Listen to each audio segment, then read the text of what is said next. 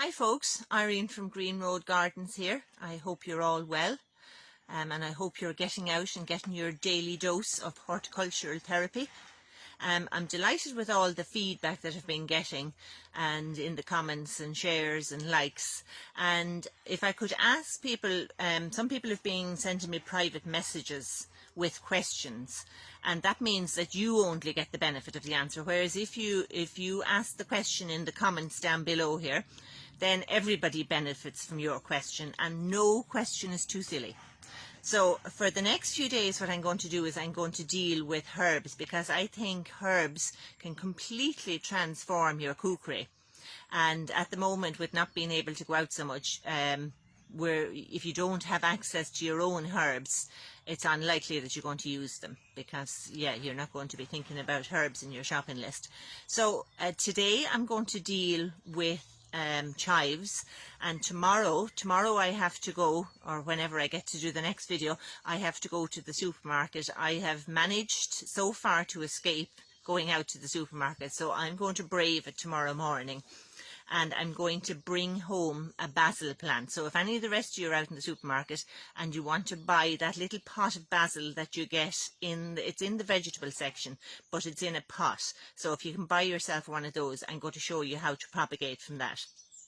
But today I have a big chunk of chives here that I dug up out of my garden.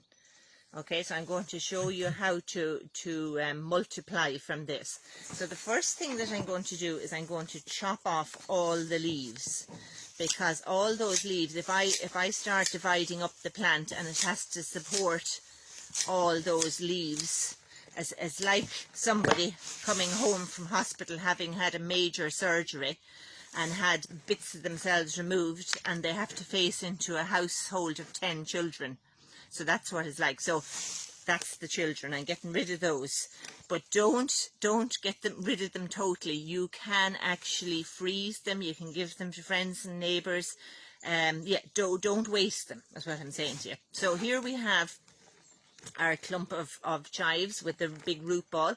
As well as cutting off some of the top, I'm going to cut off some of the bottom of the roots so I can get it into pots. So I'm using a knife that I have here, and if you have something like don't go using your best filleting knife now. If you have an old bread knife or something like that, they're a great thing to have in the tunnel. So there, now I've cut the top off. I've cut some of the roots off, and now I'm going to start ripping it apart. So I'm being really cruel, so you can see why it doesn't need to have 20 children to be minding as well. So I'm just catching it here, and I'm teasing off a little clump of the chives. So you see that there? So I have some roots with a bit of soil left, and I have a little bit of the chives sticking up, and I'm going to put that to one side. So depending on how big of a clump you have, you can get several pieces. I mean, you could even break it down to as little as 2 or 3, but it'll take a little bit longer to develop.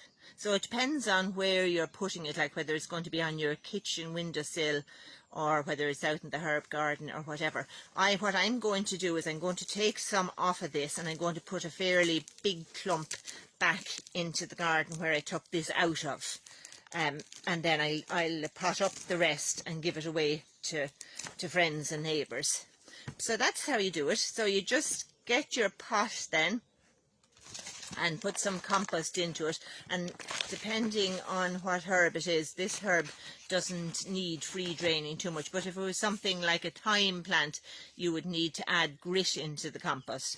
So I'm just going to put it in there and spread out the roots, and I have the pot only 2/3 full, so I can now come along and put compost around on top of the roots there and just press it in. So always press it in a little bit without pressing it down too tight, and just give it a tap down like that. So it's as simple as that. I will, out of this clump, I'll end up getting maybe 10 plants, 10 different little groups of chives. So it's better to have in your garden to have several groups rather than one big group, because later in the summer what happens, that's my dog in the background, which I'm delighted to have, by the way. I got him just before this coronavirus and he's been a wonderful friend and company for me. So you have, if you have a number of clumps like this, if you had 3 clumps, well, the first week I can go to this one and cut it back, and then I can move on around, so it's a kind of a circuit, and by the time you come back to the first one, it's sprouted again, because these will keep sprouting. You cut them back and then they sprout. Whereas if you just have one huge big clump and you're just coming and taking a few leaves today and a few leaves next week, and then it starts to go to flower and there's kind of tatty bits and flowers and green leaves, it's kind of hard to have nice fresh leaves. So if you have 3 or 4 groups and keep cutting on one till that's gone, then move on to the next one and so on. And by the time you're finished with number 3 or 4, number 1 will be fruiting again or making leaves again. So that's it for today. So from Green Road Gardens, go green, stay clean, and keep gardening, and keep sending those comments and questions. Bye.